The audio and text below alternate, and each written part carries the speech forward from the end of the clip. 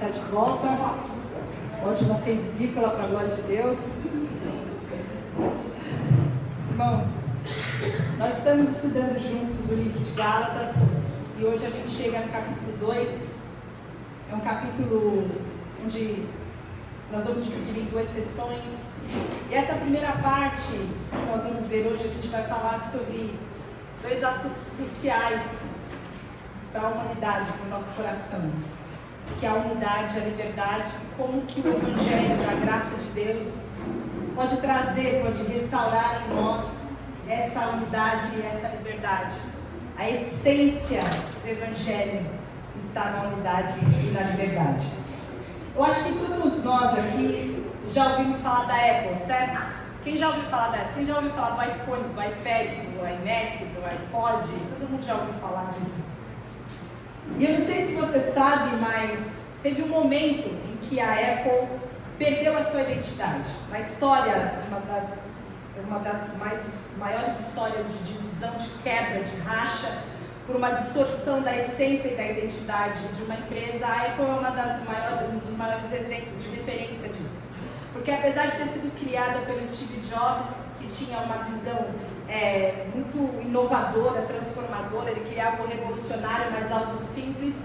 Em algum momento, quando a marca começou a crescer, começaram algumas divergências internas. E eles queriam que a empresa fosse mais segura, que a empresa fosse mais corporativa, que fosse menos ousada. E Steve Jobs, ele tinha essa ideia de que se ela se transformasse numa outra coisa, ela ia perder a sua essência, ia perder a sua identidade, ia deixar de ser aquilo que ela nasceu para ser. Então, se você não sabe, eu também não sabia, em 1985, ele foi afastado da sua própria empresa. Teve um conselho lá, e aí elegeram um CEO, que era o John Sculley, e esse sujeito ficou comandando a empresa por muito tempo, e a empresa se perdeu, né? Porque depois disso, ela perdeu a identidade, os produtos eram confusos, e ela quase faliu em 1990. Imaginem os amantes de Apple tendo que usar um Samsung agora, você já imaginou, olha que coisa séria. E aí, o que aconteceu? Quando deu 1997, chamaram o sujeito de volta. E a partir daí, então, que a gente tem conhecimento desses produtos, que foram os produtos inovadores, os produtos que restauraram o foco da empresa e ela voltou a ser aquilo que ela nasceu para ser. O que a gente tem quando a gente vê isso aqui? Quando a essência é comprometida, a essência, a ideia, a visão é comprometida, a identidade tende a se perder, a identidade começa a morrer, a desmoronar. E o que isso tem a ver com Gálatas 2? Gálatas 2 é uma sessão onde Paulo ainda está abrindo uma carta que foi escrita para uma igreja na Galácia que estava sofrendo uma grande divisão. Na verdade, estava sofrendo a intervenção de falsos mestres, de pessoas que estavam carregadas ainda de toda a cultura, toda a religião judaica. E eles entendiam que para um cristão ser um cristão de verdade, ele precisava, junto com a fé em Cristo, adicionar toda a herança, todas as festas, todos os cerimoniais, a circuncisão, as limpezas, as de purificação. Então, para um cristão ser um cristão genuíno, ele precisava ser cristão e mais judeu. E essa ideia foi se disseminando de uma forma tão forte, tão grande nessa igreja, que houve a necessidade, então, de Paulo subir para Jerusalém. De Paulo sai dali do seu lugar e vai até Jerusalém, onde estão os apóstolos originais, e ali ele se reúne com eles para discutir exatamente essa situação. E aqui a gente tem um ponto de tensão muito grande, porque se nós acrescentássemos qualquer outra coisa ao Evangelho naquele momento, se houvesse a necessidade de que, junto com a fé em Cristo, houvesse a necessidade de práticas, de religião, de ritos, de rituais, então a essência, a identidade, a visão estaria comprometida. Porque se a gente acrescenta qualquer outra coisa ao Evangelho da graça, o Evangelho deixa de ser Evangelho. E mais tarde nessa carta, você vai ver que Paulo fala que esse é um outro Evangelho, mas não é o Evangelho de Jesus. Porque o Evangelho de Jesus é somente pela graça e é baseado somente na graça de Deus. Então Paulo sobe a Jerusalém. E ele não sobe ali para disputar ego, ele não sobe para poder dizer que ele está certo, ele não sobe para poder defender a sua influência, ele sobe porque a identidade da igreja está em risco. Havia uma influência tão poderosa dessa ideia, dessa falsa ideia na cabeça, na mente da igreja, que a igreja corria o risco de deixar de ser a igreja de Jesus. E assim como a Apple quase perdeu a sua identidade, aqui a igreja de Jesus, o que nós somos hoje, estava correndo um grande risco, e aí a gente vai ver o porquê. Eu quero convidar você a ler esse texto, são alguns versículos que contam esse momento em que Paulo sobe até Jerusalém para discutir essa ideia. Isso está em Gálatas 1, nos versículos de 1 a 9, e diz o seguinte: 14 anos depois, porque se você se lembrar, na semana passada, o pastor Leandro estava falando que depois de 3 anos de ministério ele subiu, então 14 anos depois, ou seja, 17 anos depois do ministério dele, ele subiu novamente a Jerusalém. Dessa vez com Barnabé, levando também Tito comigo. Fui para lá por causa de uma revelação, e expus diante deles o evangelho que prego entre os gentios, fazendo, porém, em particular aos que eram mais influentes, para não correr o risco, para não correr o ter corrido inutilmente. Contudo, nem mesmo Tito, que estava comigo, foi obrigado a circuncidar-se, apesar de ser grego. Essa questão surgiu porque alguns falsos mestres, irmãos, estavam infiltrando-se no nosso meio para espiar a liberdade que temos em Cristo Jesus, com o fim de nos reduzir à escravidão. Não nos submetemos a eles, nem por um instante, para que a verdade do Evangelho permanecesse com vocês. Quanto aos que eram considerados influentes, o que eram, então, não faz diferença para mim, porque Deus não mostra favoritismo, tais homens não nos acrescentaram em nada. Pelo contrário, eles reconheceram que o que a mim havia sido confiado, a pregação do Evangelho aos incircuncisos, e a Pedro aos circuncisos. Pois Deus, que operou por meio de Pedro como apóstolo dos circuncisos, também operou por meu intermédio para com os gentios, reconhecendo a graça que lhe foi dada. Tiago, Cefas e João, considerados colunas, estenderam a mão direita a mim e a Barnabé em sinal de comunhão, e eles concordaram em que nos dirigíssemos aos gentios e eles aos circuncisos. Então Paulo volta agora para Jerusalém para discutir essa questão muito séria. Uma discussão que estava trazendo uma grande divergência no meio do povo de Deus. Ele sobe em primeiro lugar por causa de uma revelação. Ele sobe porque ele teve uma revelação da parte de Deus, mas ele tinha um receio. E é interessante ver Paulo ousado, Paulo que era um homem intrépido, Paulo que sempre teve essa característica de ir a fundo e buscar aquilo que ele entendia da parte de Deus como sendo algo verdadeiro. Ele vai agora, sobe com receio. Por que ele tinha um receio? Que receio era esse que Paulo tinha? Que risco era esse que o Evangelho sofria? Ele não tinha nenhum tipo de receio quanto à administração da verdade que ele tinha levado ao longo desses anos. Ele tinha convicção da palavra e do Evangelho da graça. Ele sabia, quando você lê em Gálatas 1:8, ele fala que ele jamais mudaria da convicção que ele tem do Evangelho da graça. Ele sobe então depois de 14 anos, porque apesar da certeza e da convicção do Evangelho, havia um risco muito grande que podia trazer uma divisão na igreja. A capacidade da frutificação de Paulo, do ministério de Paulo, ser impedido por causa desses falsos mestres que estavam pondo em risco, pondo em questionamento a mensagem da graça de Deus, de que você seria salvo, de que você seria amado, de que você seria acolhido, de que você seria recebido por Jesus apenas por sua graça, apenas por seu amor. A mensagem do Evangelho é uma mensagem onde nós, as pessoas que são olhadas, que são amadas, que são chamadas pela graça de Deus, não podemos participar com nada da nossa salvação. Em algum momento Deus, por sua graça, nos olha e nos chama e nos convida para fazer parte da sua família. E a nossa condição, não importa qual ela seja, não é um impedimento para que a gente seja aceito, para que a gente seja amado, para que a gente faça parte da família de Deus, porque nós somos salvos absolutamente e somente pela graça, por meio da fé. E quando essa mensagem era difundida, havia uma divergência que podia comprometer a identidade do Evangelho. E aí que Paulo fala, pode ser então que se essa mensagem não fosse confirmada, eu teria corrido em vão. Eu teria, ao longo dos meus 17 anos de ministério, ter tudo isso perdido, porque a mensagem está sendo colocada em xeque. O que estava sendo colocado em jogo não era a idoneidade de Paulo, mas era a própria mensagem, a verdadeira unidade da igreja, porque caso ao subir a Jerusalém, aqueles apóstolos não fossem fiéis à mensagem do Evangelho, caso aqueles apóstolos estivessem tão abraçados, tão enraizados, tão tomados, tão absorvidos pelas questões culturais judaicas, e eles não confirmassem a mensagem de Paulo, mas tivessem aí algum tipo de preconceito, tivessem algum tipo de manutenção das raízes judaicas, então haveria ali uma provável divisão. Hoje, ou nós teríamos duas religiões, a religião judaica e a gentílica, ou teríamos uma igreja dividida, porque nenhum dos dois grupos entenderia que de fato o outro é 100% salvo.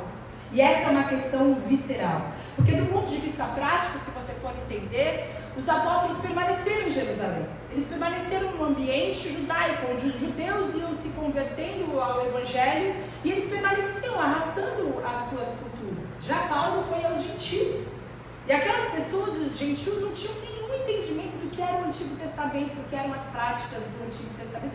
Eles estavam sendo salvos, estavam sendo abraçados, estavam sendo integrados na família de Deus, sem nenhum tipo de influência da cultura judaica. Então havia essa questão muito forte em isso.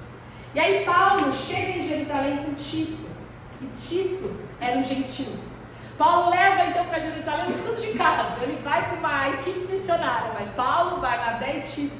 E ele leva Tito, que era grego, que era alguém que era incircunciso no corpo, incircunciso na alma, para que possa conhecer aqueles apóstolos e a sua fé pudesse ser confirmada. Esse sujeito aqui, esse grego aqui, esse Tito, ele é salvo ou ele não é? Essa era a grande questão que estava sendo levada, e é uma questão muito importante, e a palavra fala então nos versículos 3, no versículo 6, no versículo 7, eu vou ler para vocês: contudo, nem mesmo Tito, que estava comigo, foi obrigado a circuncidar-se, apesar de ser grego. Tais homens não me acrescentaram nada, pelo contrário, reconheceram que a mim havia sido confiada a pregação do Evangelho, e aos incircuncisos, e a Pedro aos circuncisos. E essa é uma questão muito fundamental para a nossa fé cristã, porque haviam inúmeras purificações da lei de Moisés, inúmeros ritos, festas, existiam leis que eles precisavam cumprir. E todas as leis que foram impostas ao longo do Antigo Testamento, elas tinham uma única função, que era provar que o homem é incapaz de cumprir todas elas. Era provar que nós somos incapazes de performar diante de Deus ao ponto de sermos aceitos por Deus por nossas próprias obras. Se depender de mim, dos meus acertos, da minha boa vontade, se depender de mim, há grande chance de que eu seja condenado ao inferno eterno, porque eu não tenho a condição de cumprir toda a lei, de ser a imagem e semelhança de Deus, sem a graça, sem a presença do Espírito Santo em mim. E essa inversão direta dessa verdade estava sendo pregada aos falsos mestres. Então, você precisa fazer por onde? Você, para ser aceito diante de Deus, você tem que ser puro. Você, para ser aceito diante de Deus, você tem que arrumar a sua vida. Sabe aqueles negócios lá que você está fazendo? Então, assim, quando você não arrumar essa vida aí, quando você não arrumar isso daí, Deus não vai te aceitar, não. E quando você não resolver essa pendência na sua vida, não adianta, que você não vai ser salvo. Você já deve ter ouvido isso em algum lugar. Isso é antigo. Isso é do tempo lá da Galácia. Lá naquele tempo eles já estavam falando que era impossível que uma pessoa pudesse ser salva sem que ela cumprisse um monte de código de leis e de condutas. Isso quer dizer que a unidade da fé estava sendo colocada em risco.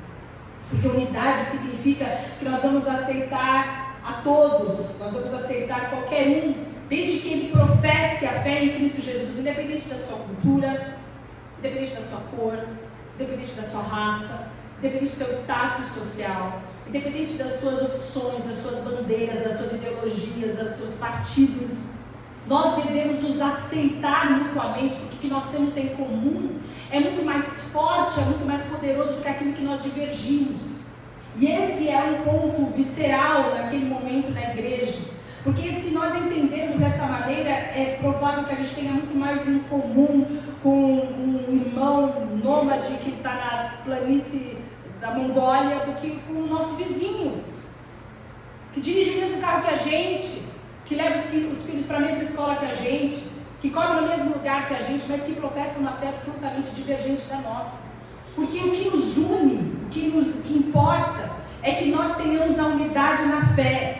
Não importa o tipo da igreja, se ela tem a parede preta, se ela tem vários LEDs, se ela é uma igreja onde é uma igreja rústica, com coral e com banquinhos, se naquele lugar o evangelho genuíno da graça de Deus, que nós somos salvos por meio da fé, por causa da graça de Jesus é ministrado, então aqueles são nossos irmãos. Então há uma unidade que não pode jamais ser quebrada, essa unidade jamais pode ser partida, porque nós temos em comum é muito maior do que aquele que nos diverge. Mas além da unidade, havia também e existe até hoje um risco muito grande quando nós pervertemos o evangelho da graça de Deus, que é a liberdade. Além da unidade que nos faz um por crermos que Jesus Cristo é o nosso Senhor, Ele é o nosso Rei, como nós cantamos hoje. Ele é o digno da nossa vida, digno da nossa adoração, digno da nossa devoção. Quando nós olhamos para a nossa vida, nós vemos também que uma divergência, uma visão falsa, uma visão distorcida do Evangelho tira de nós a liberdade. Paulo fala o seguinte: alguns falsos irmãos infiltraram-se no nosso meio para espiar a liberdade que temos em Cristo Jesus, com o fim de nos reduzir à escravidão. Que liberdade é essa que Paulo está falando? Ele diz que os falsos mestres que estavam infiltrados na igreja gentias queriam nos escravizar, para a gente não ter a liberdade do Evangelho. E aquele faça isso, não faça aquilo, dos mestres, é aquilo que ainda oprime hoje a vida da igreja. Talvez você, por ter conhecido a Deus num ambiente de graça, não seja tão afetado com isso que nós vamos falar, mas provavelmente você conhece alguém que entende que para ser salvo é necessário um cumprimento de um monte de regras. Alguém que chegou para você e falou: olha, se você quer ser salvo, você precisa mudar, você precisa cumprir, você precisa ticar, você precisa fazer um checklist desse comportamento aqui, ó. Porque se você não for desse jeito aqui, se você não tiver essa opção política aqui, se você não tiver essa ideologia aqui, se você não se vestir desse jeito aqui, se você não comer esse tipo de comida aqui, você não beber esse tipo de bebida aqui, então você não é um cristão. Então você não é salvo. Se você andar com esse tipo de gente aqui, então você não é salvo. Se você falar desse jeito aqui, então você não é salvo. E as pessoas colocam um monte de condições comportamentais e elevam essa adequação comportamental, cultural, a um nível espiritual. Ao ponto de colocar questões que são periféricas como condição para algo que é central e visceral, que é a nossa salvação em Cristo Jesus. Se você for pensar, essa liberdade que nós sofremos, uma escravidão, e nós somos tolhidos em primeiro lugar, é uma liberdade cultural. É a liberdade da gente ser quem a gente é. A gente é levado a adotar regras e regulamentos, e eu vou dizer uma coisa: se as regras e regulamentos são por meio deles que você vai ser salvo, então eles precisam ser muito específicos. Vocês precisam esclarecer muito bem o que é que eu tenho que fazer e deixar de fazer, porque se depende de eu cumprir esse negócio daí que você sabe, eu preciso saber o que é. E quantas regras são impostas, e isso geraria verdadeiros guetos culturais, se é que eles ainda não existem. Você vê umas pessoas estranhas que têm uma cultura diferente e que entendem que é necessário toda aquela cultura, aquele paramento para que elas possam ser chamadas filhas de Deus. E naquela época, isso queria dizer que caso um africano ou um italiano quisesse ser salvo, ele deveria se transformar num judeu. Consegue transferir isso para a nossa realidade de hoje? Nós teremos vários guetos culturais em cidades onde as pessoas teriam aquelas práticas engessadas sobre as quais, se não houvesse cumprimento, haveria o questionamento sobre a salvação dessas pessoas. Isso é muito sério. E quando nós vemos isso, a gente entende que havia uma situação muito séria de insegurança. Além das questões culturais, se você parar para pensar comigo, que se depende do meu comportamento eu ser salvo, então eu vou viver em condenação e culpa. Se depende do meu comportamento, do meu acerto, eu ser salvo, então eu preciso saber que estilo de vida é esse. Porque se eu não obedeço por medo, eu não obedeço por insegurança, então eu estou vivendo uma escravidão. Na verdade, nós temos uma relação de amor com a lei de Deus. Não é porque nós não trazemos em nós as cargas judaicas que a gente vai, por exemplo, deixar de obedecer os 10 mandamentos. Mas nós fazemos isso por amor, por gratidão, por entendermos que nós somos salvos, nós temos um amor grandioso por Jesus, a gente quer viver a sua vida, a gente quer viver a sua vontade, a gente quer servir, a gente não faz por uma obediência de medo ou de insegurança, mas a gente obedece por gratidão. A gratidão é o meu motivo, o meu amor é o meu motivo, a minha devoção é o meu motivo. Eu não vou desempenhar ou deixar de desempenhar para ganhar a salvação, mas é porque eu sou salva que eu decido seguir e amar a Jesus. E quando você pensa nisso, você pensa em quantas vezes você tentou desempenhar isso ou aquilo, como se disso dependesse da sua salvação. Quantas vezes chegaram para você e questionaram a sua fé por causa de determinadas atitudes suas? Quantas vezes você questionou a fé e a salvação de outras pessoas por não concordar com o comportamento delas? Se você perceber, isso está muito mais intrínseco, essa religiosidade, essa carga legalista está muito mais intrínseca no nosso coração do que nós gostaríamos, e é justamente contra isso que Paulo se levanta. Ele se levanta contra essas imposições da graça e algo mais, da fé e algo mais, da fé e o cumprimento disso, daquilo ou daquilo outro. Você precisa pensar quantas vezes você se achega diante de Deus inseguro, quantas vezes você se achega diante de Deus com medo, porque você não conseguiu performar, agir como você gostaria de ter agido, e você se chega diante de Deus como um fraco pecador, sem contemplar a graça e a bondade de Deus, que nos ama independente de nós, independente dos nossos acertos.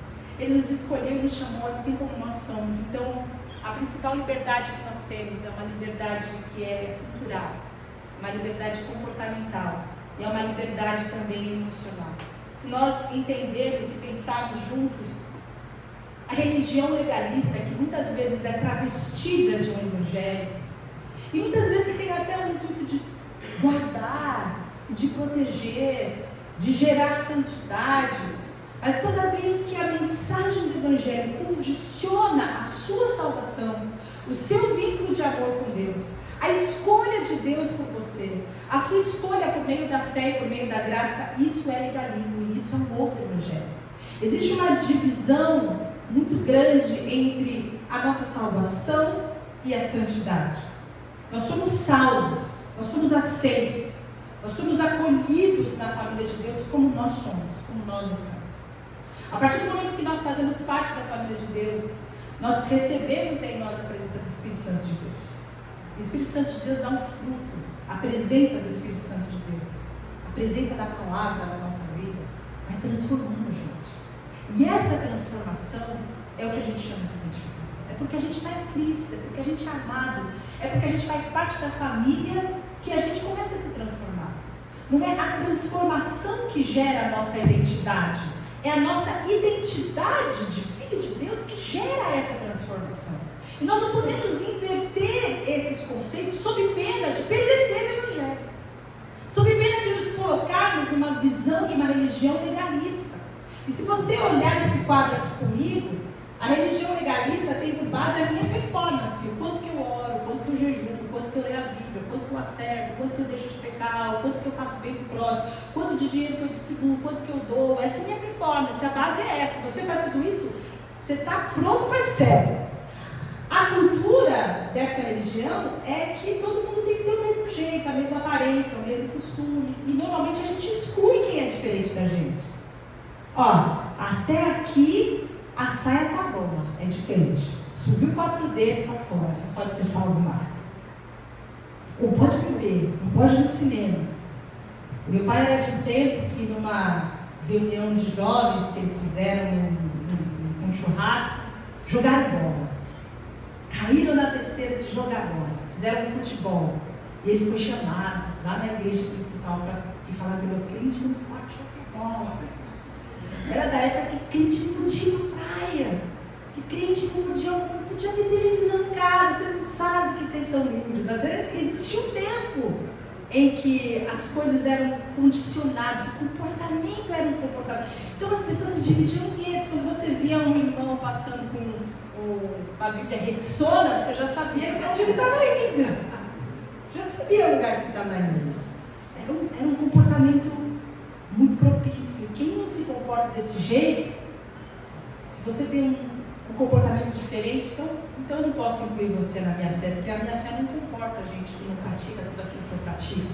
O que mais? A motivação. Eu faço isso porque eu tenho medo, porque eu tenho medo do inferno. Ai de mim!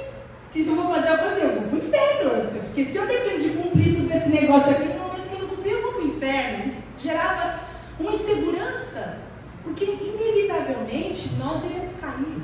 Faz parte da nossa natureza humana. É por isso que a graça de Deus permanece. É por isso que a bondade, o salmista vai dizer, e a misericórdia me seguem todos os dias, porque todo dia eu preciso de misericórdia de Deus.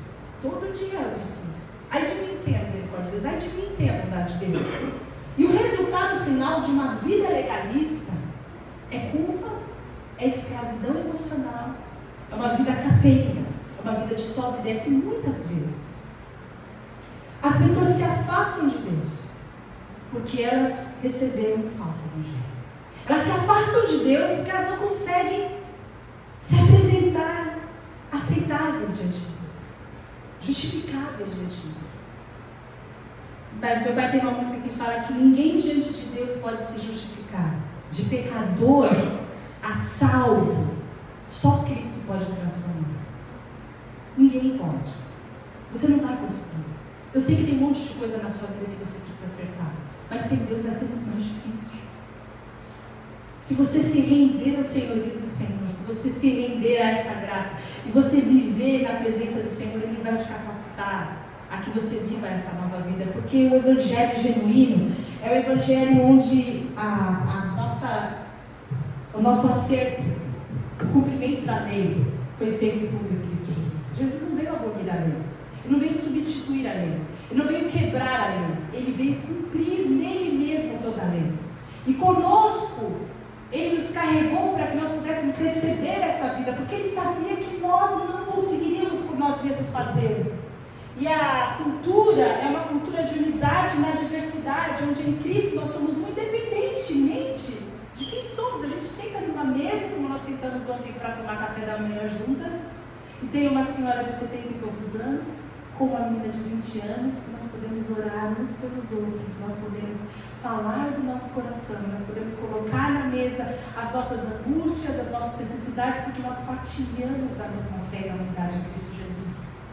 E a motivação é o amor, é a segurança e a gratidão, porque o resultado final é essa liberdade radical que nós temos na graça de Jesus. A liberdade e a comunhão, então, são dois grandes anseios do ser humano. Você precisa ser livre. Você precisa ser livre das suas culpas. Aquela angústia que aperta o seu coração às vezes, pelas coisas que você fez, que você se arrepende muito de ter feito. E aquilo toca o seu coração e você sofre por aquilo. Quer dizer para você, Jesus te perdoou. Você não tem que carregar isso para em paz. Isso foi perdoado na cruz do Calvário, não foi de graça. Ele pagou por esse erro seu na cruz do Calvário. Foi um preço de sangue, para que hoje você pudesse desfrutar da liberdade, de ter uma mente, um coração livre, de viver sem culpa, de viver sem ansiedade, de desfrutar desse amor. Quando nós entendemos essa liberdade, é a liberdade de nós sermos quem somos e sermos de verdade. Porque na religião você tem que ter uma máscara, né? Você tem que ter um comportamento aceitável, até porque você não quer chocar as pessoas, então você vai se absorver a cultura daquele ambiente para que você possa ser aceitável por aquelas pessoas. Mas isso não é o que o reino de Deus traz. Deus quer que a gente seja de verdade e que a gente possa viver a verdade. Em Cristo nós somos aceitos, em Cristo nós somos livres, em Cristo nós somos amados, em Cristo nós somos perdoados. E tem um texto, e eu vou acabar nossa palavra com esse texto, que fala que todos os que foram unidos com Cristo, o batismo, se revestiram de Cristo. E em Cristo não há judeu e nem gentil, nem escravo, nem livre, homem, nem mulher, pois todos vocês são um em Cristo Jesus. O Evangelho derruba bandeiras, o Evangelho derruba ideais, o Evangelho derruba partidos. E a próxima vez que nós falarmos sobre isso, a gente vai falar um pouco mais profundamente sobre esses preconceitos, sobre as questões políticas, sobre como isso entra sorrateiramente no nosso coração e divide as pessoas. Isso é contra o Evangelho de Jesus. Quando uma dessas bandeiras faz com que eu exclua o meu irmão, que eu afaste o meu irmão, que pensa diferente de mim, é porque eu não entendi o que é o Evangelho de Jesus, que unidade é essa. E a palavra de Deus, então, quando nós lemos o que aconteceu naquele dia, é que a mão foi estendida para Paulo, a mão foi estendida para Barnabé. Isso significava que havia um selo de congruência, havia um selo de confirmação, havia um selo de unidade. Naquele dia foi firmado que o Evangelho da graça de Deus, o Evangelho de Jesus Cristo, a salvação de Jesus, ela não depende da nossa performance, ela não depende dos nossos acertos, ela depende exclusivamente da bondade e da misericórdia de Deus. Isso quer dizer, irmão, que você precisa compreender que você é aceito e que você é amado. Uma das maiores mentiras do diabo é quando ele quer questionar o seu amor por Deus, o amor de Deus por você. Se você ler a palavra de Deus em Romanos, vai dizer que nada pode nos separar do amor de Deus, nada. Se você entende que vai ser os seus acertos, vai ser quando você acertar a sua vida, vai ser quando você resolver suas pendências, que você vai poder viver diante de Deus, isso é uma mentira do diabo. Ele joga isso no teu coração para que você possa se afastar de Deus, para que você possa ter vergonha de Deus, para que você possa ser constrangido. E a outra ideia é a ideia mentirosa de que os meus acertos são suficientes para colocar a minha credencial diante de Deus e ser aceita. Também não é. Não tem nada que a gente possa fazer para que Deus nos aceite. Tudo que foi feito para que nós pudéssemos ser amados e aceitos e fazer parte da família de Deus foi feito na cruz do Calvário. Foi pelo sangue de Jesus. E essa verdade então nos leva a entender que não é pelos meus méritos, mas pelos méritos perfeitos de Jesus. E essa é a essência do Evangelho. E a gente precisa viver a liberdade de nós sermos quem nós somos, de nós sermos verdadeiros, de nós não precisarmos de máscara, a liberdade de aceitar as pessoas diferentes de nós, de viver a unidade, de entender que as pessoas, apesar de serem diferentes, elas são amadas e aceitas da mesma forma que eu e você. E isso vai gerar em nós uma verdadeira unidade. Deixe que o Espírito Santo limpe o preconceito e retire o peso esmagador da culpa que existe por você não agir da maneira que você gostaria. Porque apesar de nós sermos quem nós somos, apesar dos nossos erros, nós estamos todos juntos numa mesma jornada. A jornada de uma vez amados, uma vez aceitos, uma vez parte da família de Deus. Nós temos um ideal, nós temos um lugar de chegada, que é sermos a imagem e semelhança de Jesus. Para isso a gente precisa amar mais, perdoar mais. Para isso a gente vai ser mais manso, a gente vai precisar de mais domínio próprio, a gente vai precisar de um pouco mais de paciência, a gente vai precisar de paz. Existem várias coisas que o Espírito Santo vai gerar em nós no decorrer dessa caminhada. E cada um de nós está no lugar dessa jornada. Mas todos nós estamos juntos, caminhando para sermos a imagem e semelhança de Jesus. Só que isso só é possível se nós entendermos que nós somos aceitos assim como nós somos. Amados assim como nós somos. Recebidos por Deus. Nós recebemos o perdão dos nossos pecados. Nós recebemos a eternidade, a certeza de que a nossa vida está guardada em Deus, que se nós fecharmos os nossos olhos aqui, nós temos uma eternidade com Cristo Jesus, que nós conseguimos, através do amor e da graça de Deus, é a certeza da nossa salvação. E eu oro para que nada possa arrancar isso de você. Eu sei que tem muitas questões no seu coração que você precisa acertar com Deus. Todos nós temos. E é de nós que pecamos a visão dessas coisas, porque Deus tem isso para o nosso próprio bem. Mas que nada, nenhuma dessas questões jamais condicione o amor que Deus tem por você, a salvação que você recebeu na cruz do Calvário, para que você possa desfrutar dessa graça, dessa presença de Deus, desse amor de Deus todos os dias, com liberdade, e viver em unidade, aceitando as pessoas diferentes de você, sabendo que elas também são amadas e elas também são aceitas por Deus. Amém? Vamos orar. Senhor, nós recebemos a Tua palavra, que é nosso coração.